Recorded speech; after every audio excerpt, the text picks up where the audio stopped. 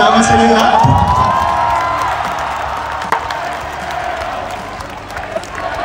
Maraming salamat po sa support.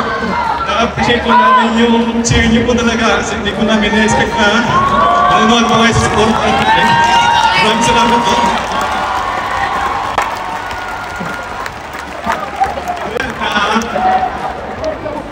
Hindi naman po namin na-expect na abot kami ng ganito. Maraming salamat po talaga sa support niyo. Hindi po dito na natin sa story namin. Siguro, hindi pa po talaga ito yung time, pero nakagain po talaga kami ng experience. And kayo po, I hope na nag-enjoy po kayo sa kami. Mark, you have served as an inspiration to all of the volleyball players across the country. But obviously, this stint right here will even boost the program of Philippine men's volleyball. Ano ang mensahe mo para sa mga susunod na manlalaro ng Philippine men's volleyball?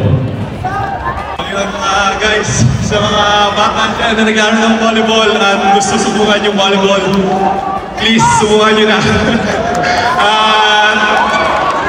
I hope na may mga papalita sa amin, and ito, in-open namin yung door para sa inyo, and I hope ituloy nyo itong journey na ito.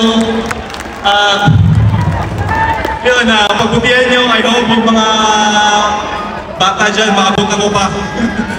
Pero yun, I hope tumaas po yung level ng volleyball dahil sa program na ito. Maraming salamat po sa PNBF Consultants for bringing this event po talaga sa Philippines. And I hope po na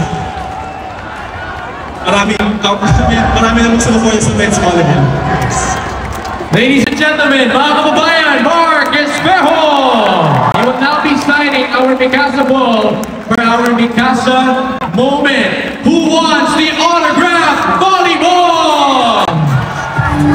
Mark, you're free to choose.